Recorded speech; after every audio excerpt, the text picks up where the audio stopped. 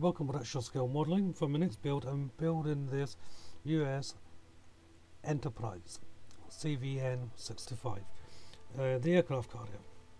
Now, I don't know the name of the manufacturer of this kit. It's an extremely old kit, and there's no manufacturing marks on the box that I can see. But there's the box. I really like the graphic on the box, and I thought I'd do a quick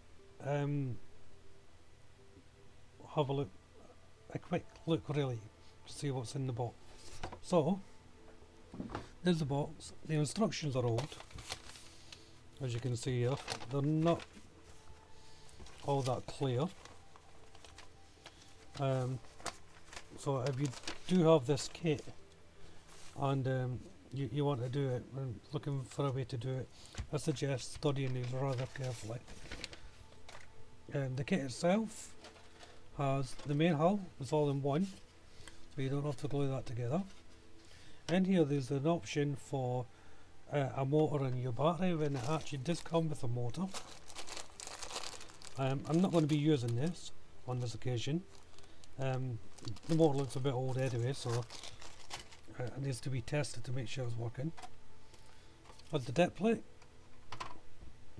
wrong way around, has the deck plate. Has two main sprues for the island and the deck furniture, and it has two sprues for the aircraft carrier, for the aircraft. And there's various aircraft on here, and helicopters and so forth. The decals are very suspect. I probably won't be using these. I say they're extremely old and rough looking, you know, so I won't be using these. I may try the little insignias for the plane, don't know, but I won't be using them. So that's what's in the box. So that's all said and done. Let's get on with the build. Well, first of all is to build up and put in the screws and shafts for this. There's 4 in total, so I'm just putting in one in. The marks on the hull are very light, so there's going to be a lot with this kit. You have to be very careful where you're placing parts, because it's not really apparent on the instruction sheet where you're going to be putting things. So try and use your best judgment. And for the hydrophone stabilizer, I had to make the holes for these, so I'll just use my pen drive with a small bit just to create the hole. Then I'll be opening it up with my hobby knife. So just put it in, start off slowly and drill down until it goes through. And once you've made your hole, just put your hobby knife in and twirl it around to increase the size of the hole that you're after. The hull is going to be painted the main colour in Rebel Aqua number 331, which is a purple red colour. It's going to take about 3 coats, I think, to get this done. Well, I think that's what I put down in the end. So I'm painting the screws in Rebel Aqua colour 94 gold. Now they really should be in a brass colour, but the gold works better under a dark red background. So before I started painting, I laid down Tamier's 2mm masking tape curved for the masking of the waterline, and then I painted the top half of the hull in Rebel Aqua 57 grey, and this is the predominant colour on the upper hull, and again 1 or 2 little coats. And once that was dry, took the masking tape off, and now I'm applying a coat of varnish, and that's a Pledge Clear varnish or polish. And not only does this protect the paint, it also helps with a paint bleed when I put in the waterline mark. So while the varnish is drying, onto the deck plate, the main deck, and I'm painting this in Rebel Aqua colour 77 dust grey. And I only needed, this is quite a thick paint, this one, I haven't had a chance to thin it down, so just 1 coat done it for this. And all the varnish is dried, I'm just applying 2 strips of this Tamiya 2mm curved masking tape for the water line, and once that's done I'm going to re-varnish it again to stop the paint bleed. And once I was happy with it, the Rebel Aquacolor 07 black gloss I'm using for the waterline mark. Because I'm using thin masking tape, just be careful, you don't want to go over the tape, so it's always best to use a small brush when you're doing this.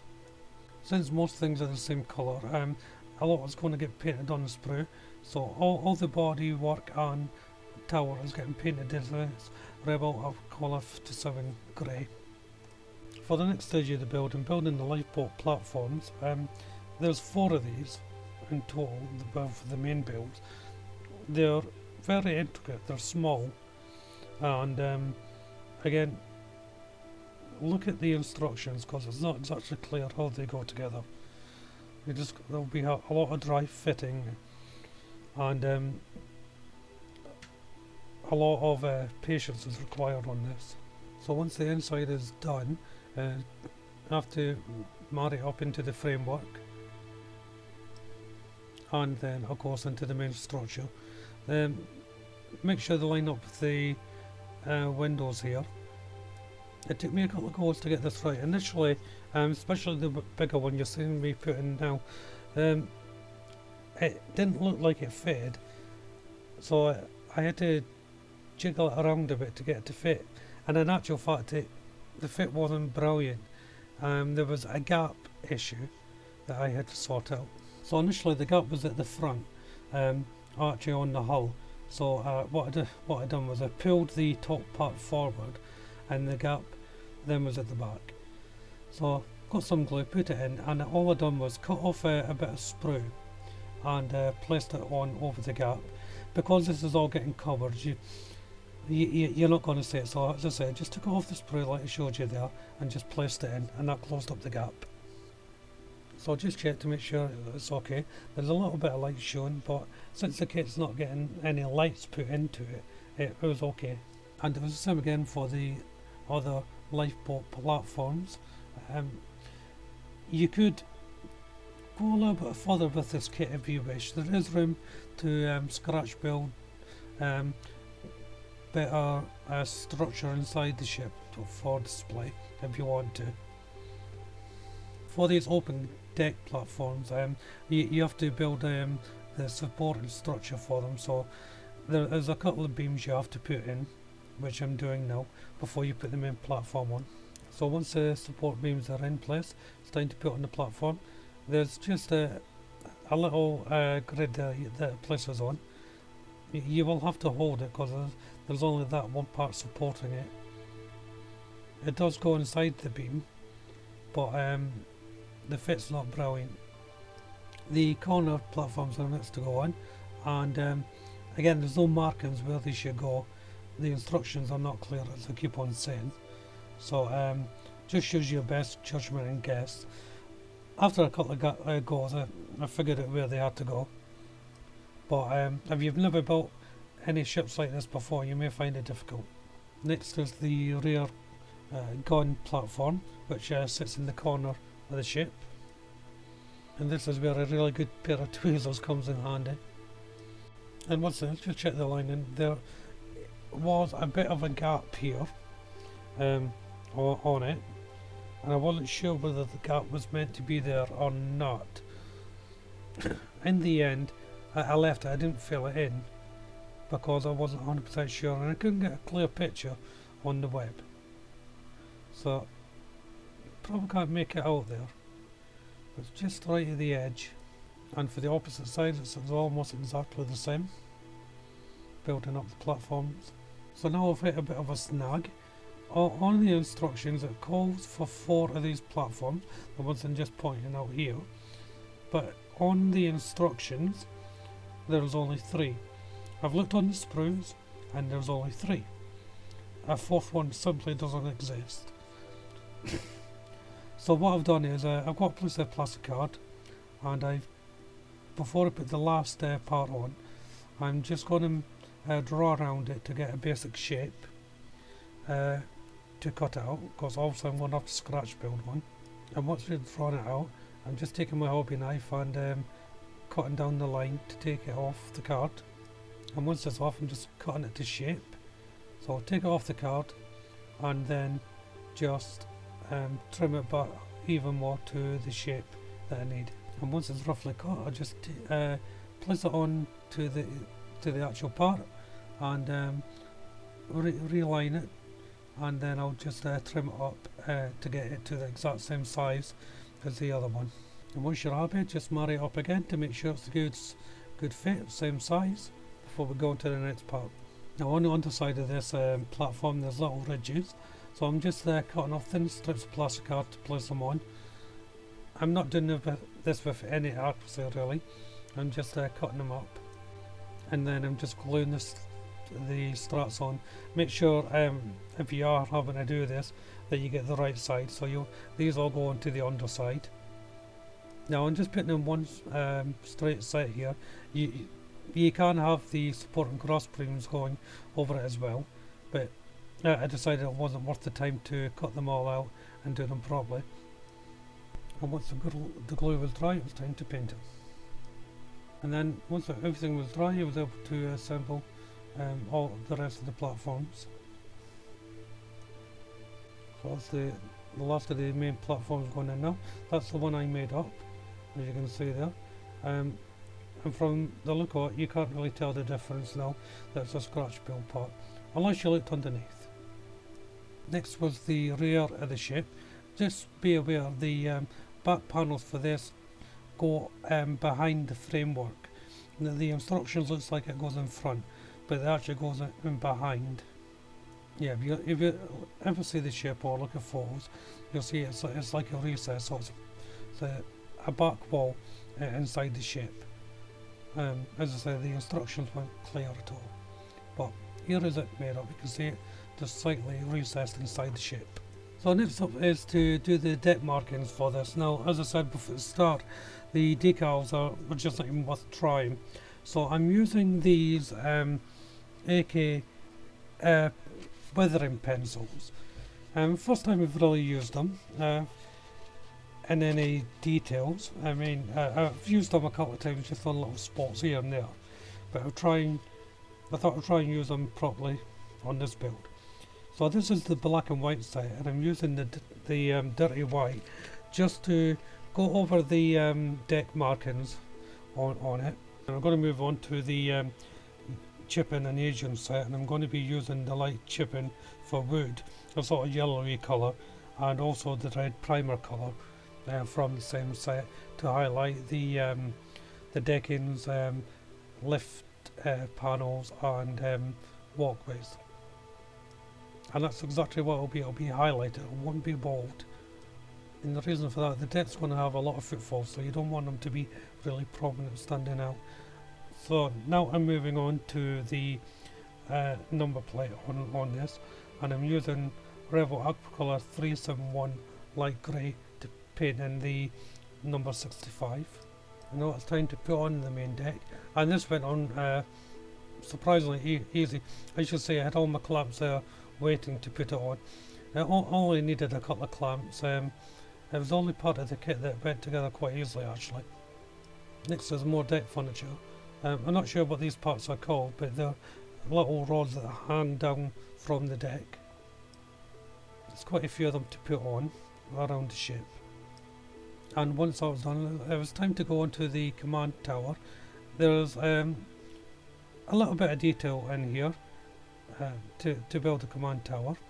So for the colours on this tower, the windows I'm painting with Revel Aquacolor 07 gloss black, and for the main colour I'm painting in Revel Aquacolor 57 grey.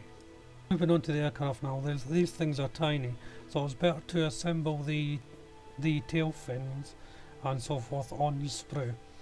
Just be patient with it, use a good set of tweezers, but most of the aircraft need a little bit of assembly before painting. There's various colours the aircraft come in, so the first one is Revel Aquacolor 371 light grey. The next one is number 76 light grey, and number 57 grey, and the last colour is Revel Aquacolor number 43 medium grey. and that's all the colours that for the aircraft. I'll go through them a little bit more as I start putting them on, I think. So it's back to the control command tower now. Now there's a lots of little bits, as I said before, to go on this. They're so small the camera can't really pick them up, so I'm not going to go through them all. I'll just show you it at its finished stage, I think. Before I complete the tower, I'm just putting on the screws now, and just a little bit of glue to, and place them on the shafts. Yeah, it's back to the command tower, and I'm just placing on the transmission tower now, and that just pops on at the top. It's a little bit of hole, but it did go on quite well. And after a little bit of drying time, it's time to place it onto the aircraft carrier. There's just a little marks to show you where it goes, so just make sure you know exactly where it is, like all this kit, before placing it on. What I've done here is I'm just placing on the planes now. I've already put them on before gluing them to see how I would like. As you can see, there's a big pile there on the mat there. These are the ones that I'm not going to be using. So I'll go through the planes that's on there. So the first plane is a E2 Hawkeye, an EA6B Prowler, F4 Phantoms, F8 Crusaders, F14 Tomcats, F18 Hornets, S3 Vikings, A6 Intruders, and one of my favourites, A7 Crosshair, the SH-3H Seeking Helicopter, and lastly the SH-60B Seahawk. So as you can see, quite a lot of aircraft involved in this kit. Didn't put them all on, I just put on where I thought was best, really. Now the aircraft's on, time to put it on the stand.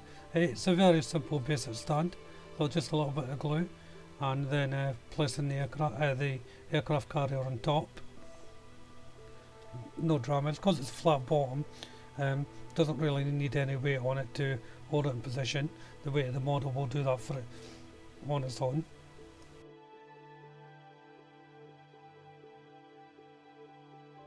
And to finish up, I'm using Tamiya's Withering Master series powder, and I'm starting off with the rust, putting it over quite lovely all on the hard edges and things like that, and then I'm going onto the suit for markings on the deck for skid marks from the tiles and so forth.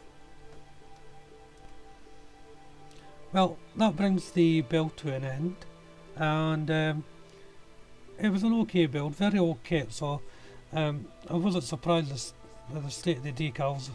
Bit disappointed in the instructions, could have been a lot better, but there you go. So if you've got time, why don't you check out my other videos on the channel. I hope you enjoyed this, but for now, bye bye.